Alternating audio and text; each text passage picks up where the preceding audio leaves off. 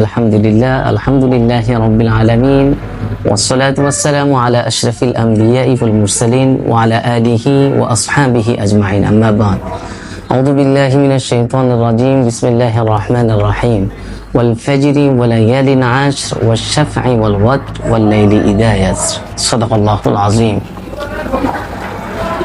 আমরা একটু দুরূদ শরীফ পড়ি। আল্লাহুম্মা সাল্লি আলা সাইয়্যিদিনা ওয়া নাবিয়্যিনা ওয়া শাফিঈনা ওয়া হাবিবিনা মাওলানা মুহাম্মদ সাল্লাল্লাহু আলাইহি ওয়া আলা আলিহি ওয়া আসহাবিহি ওয়া বারিক ওয়া সাল্লিম।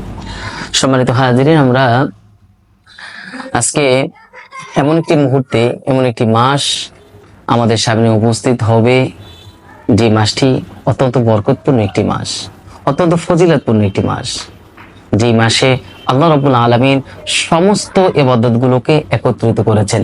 এরকম একটি মাস আমাদের সামনে উপস্থিত হচ্ছে, একদম হাত ছুঁয়ে ছুঁয়ে এরকম একটি অবস্থা। তাই আমরা যেমনিভাবে রমজান মাস পেলে আমরা প্রস্তুতি গ্রহণ করি, আমরা সামনেই পেতে যাচ্ছি জিলহজ মাস, যেই মাসটা একটি বছর পরে আরবি মাসের সর্বশেষ মাস। আমরা আরবি মাস সম্পর্কে অনেক গভীর জ্ঞান না থাকার কারণে অনেকে আরবি মাস 12টি মাসের নামও জানে না। কিন্তু এই মাসটা হলো মুসলমানদের এমন মাস, আমাদের মুসলমানদের ইবাদতগুলি এই আরবি মাসের সাথেই সম্পৃক্ত থাকে। তাই এই মাস সম্পর্কে আমরা অনেকেই জ্ঞান রাখি না। এটা একজন মুসলমান হিসাবে আমাদের জন্য লজ্জাকর। আমাদের উচিত যেমনিভাবে আমরা ইংরেজি মাস সম্পর্কে জ্ঞান রাখা, ঠিক তেমনি ভাবে ব্যবসা বাণিজ্য যারা করে তারা বাংলা মাসের হিসাব রাখে। আমাদেরও দরকার, আমাদের উচিত যে আরবি মাস সম্পর্কে আমাদের ভালো জ্ঞান রাখা। তাই সম্মানিত উপস্থিতি, যারা যেখান থেকে আমাদেরকে দেখতেছেন, দেখবেন, তাদেরকে আমরা জিলহজ মাস সামনে আসতেছে, এই মাসের কিছু গুরুত্বপূর্ণ বিষয় আছে, এই মাসের কিছু আমল আছে, যেগুলি আমি আপনাদের সামনে প্রকাশ করতে চাচ্ছি। আমি সহকারে আল্লাহ রাব্বুল আলামিন আমাদেরকে এই আমলগুলি করার তৌফিক দান করুক, আমরা সকলে বলি আমিন। সম্মানিত হাজিরিন, আমরা জিলহজ মাস এত গুরুত্ব কেন, এই মাসটা, এই মাস এত গুরুত্ব কেন, এটা যদি আমরা প্রকাশ করতে চাই, সর্বপ্রথমে আমরা প্রকাশ করতে যাব এই মাস সম্পর্কে আল্লাহ রাব্বুল আলামিন পবিত্র কোরআনে একটি সূরা নাযিল করেছেন। পবিত্র কোরআনের 89 নম্বর সূরা, সূরা ফাজর। এই ফাজর আল্লাহ রাব্বুল আলামিন ওয়াল ফাজরি ওয়া লায়ালিন আশর ওয়াশ শাফঈ ওয়াল ওয়াতর, কসম খেয়েছেন এই মাসের সম্পর্কে, এই মাস সম্পর্কে। আল্লাহ রাব্বুল আলামিন এই মাসগুলো আমাদের জন্য নিয়ামত স্বরূপ। আমরা চাইলেই জিলহজ মাস পাবো না। একটি বছর পরে আবার আমাদের সামনে উপস্থিত হচ্ছে জিলহজ মাস। এই জিলহজ মাসে যেমনিভাবে আমাদের নতুন কিছু শিখাবে, নতুন কিছু দিচ্ছে। আমরা একত্রিত হচ্ছি, সমস্ত হাজ্জি ভাইরা একত্রিত হচ্ছি হজের সেই মিলন কেন্দ্রে। আমরা চাইলেই কিন্তু নবীর রওজায় যেতে পারতেছি না। আমরা যারা আছি, আমাদের জন্য কি কি কিছু করণীয় আছে না? অবশ্যই আমাদের জন্য করণীয় আছে। আমাদের সেই জায়গা থেকে আল্লাহ রাব্বুল আলামিন গুরুত্ব সহকারে এই সূরা ফাজরে কসম করে আরো শক্ত করে বুঝিয়ে দিলেন, এটা সাধারণ কোনো দিন নয়, সাধারণ কোনো মাস নয়। ওয়াল ফাজর ওয়া লায়ালিন আশর, 10 রাতের কসম খেয়েছেন, সেটাই হলো সেই 10 দিনের কথা বলেছেন।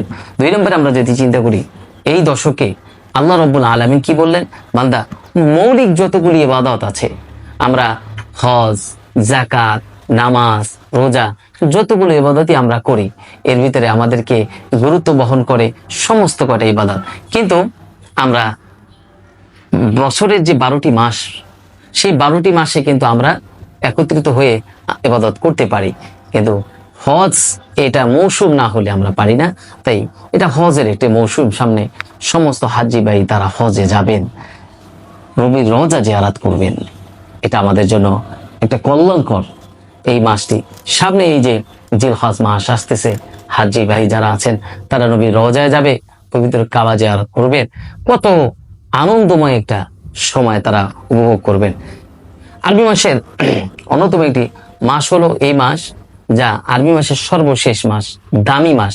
এই মাস সম্পর্কে আল্লাহ রাব্বুল আলামিন পবিত্র কোরআনের সূরা তাওবার 36 নম্বর আয়াত আল্লাহ তাআলা বললেন, ইন্না ইদ্দাতাশ শুহুর ইনদাল্লাহি 12 শাহরান ফি কিতাবিল্লাহ ইয়াওমা খালাকাস সামাওয়াতি ওয়াল আরদা মিনহা আরবাআতুন হুরুম। পৃথিবীর সৃষ্টি শুরু লগ্ন থেকে আল্লাহ রাব্বুল আলামিন 12টি মাসকে নির্ধারণ করেছেন।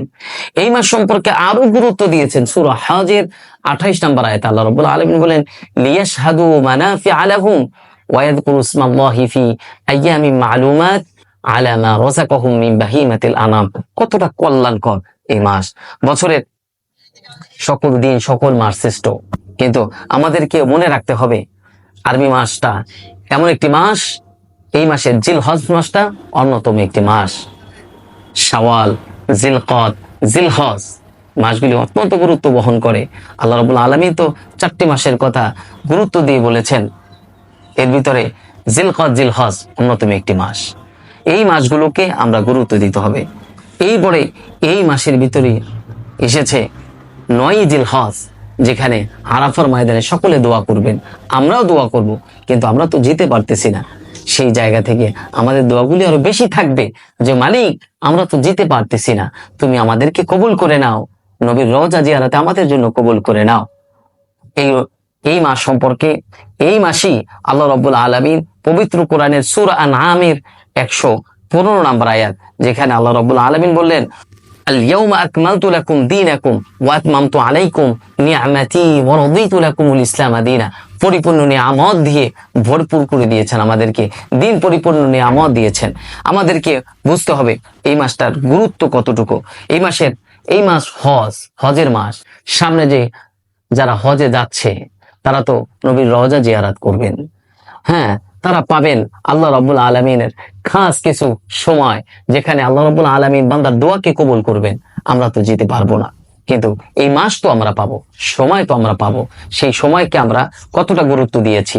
জিলহজ মাসের যে আমলগুলি, এই আমলের ভিতরে আমাদেরকে প্রথম নিয়ত করতে হবে যে আমরা যারা আমলে একটু দুর্বল, আমল করতে চাই না, জানলেও মনে থাকে না, মানি না, তারা এই জিলহজ মাসে চাঁদ উঠলে আমাদের এই হাতের নখ, আমাদের পায়ের নখ, আমাদের চুলগুলি, এগুলো আমরা অবশ্যই ওই কোরবানি পর্যন্ত পরিষ্কার করব না।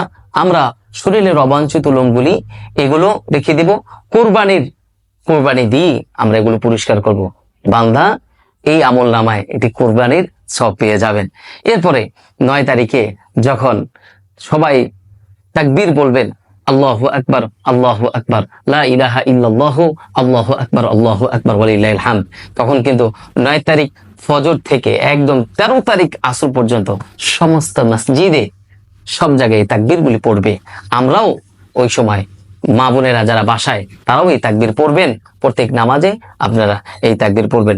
জিলহজের প্রথম 10 দিনে আমরা কিছু রোজা রাখার চেষ্টা করব, অন্ততপক্ষে 2টি হলেও রোজা রাখার চেষ্টা করা। এরপরে আমাদের আমলগুলো বাড়িয়ে দেওয়া, যে আমরা জানি আমলগুলি করতে পারি, সে আমলগুলি কি থাকবে? আমাদের নফল নামাজ, রোজা, এরপরে আওয়াবিরের নামাজ, সাস্তের নামাজ, তাহাজ্জুদের নামাজ, এই নামাজগুলি থাকবে। এরপরে আমরা করতে পারি অতিরিক্ত তওবা করতে পারি। আল্লাহ, এটা বরকতান মাস, বরকতান দিন, এই দিনে কত মানুষকে তুমি মাফ করবে, কত মানুষ তোমার সেই রওজা মুবারকে যায় মাপ চাবেন। এরপরে মক্কা মদিনায় গিয়ে আল্লাহ রাব্বুল আলামিনের দোয়া কবুলের স্থানগুলোতে তারা দোয়া করবেন, মাপ চাইবেন। আমরাও তওবা করতেছি, আল্লাহ আমাদেরকেও তুমি মাফ করো।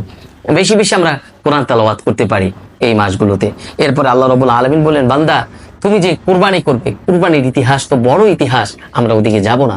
আমরা শুধু এতটুকুই বলবো, আমাদের এই ইতিহাস থেকে আমরা যে জিলহজ মাস পাচ্ছি, এই জিলহজ মাস জানি আমাদের হাত থেকে হাতছাড়া না হয়ে যায়, আমল থেকে নাকি আমাদের বঞ্চিত না করি। আমরা সকলে আমলে আখলাকে নিজেকে ভরপুর করে নিজেকে পরিবর্তন করার চেষ্টা করি। আসুন আমরা সকলকে এই দাওয়াতি দেই, সামনে যেই মাসটি পাচ্ছি এই মাসটা আমাদের জন্য বরকতপূর্ণ মাস, নিয়ামতপূর্ণ মাস। আল্লাহ রাব্বুল আলামিন এই মাসে আমাদেরকে বেশি বেশি আমল করে জান্নাতি মেহমান হিসাবে এই দুনিয়ায় কল্যাণ দান করুক, আখিরাতেও জানি আমরা জান্নাতি মেহমান হতে পারি। আল্লাহ রাব্বুল আলামিন আমাদের সকলকে কবুল আর মঞ্জুর করুক, আমিন। ওয়া আখিরু দাওয়ানা আলহামদুলিল্লাহি রাব্বিল আলামিন। আসসালামু আলাইকুম ওয়া রাহমাতুল্লাহি ওয়া বারাকাতুহু।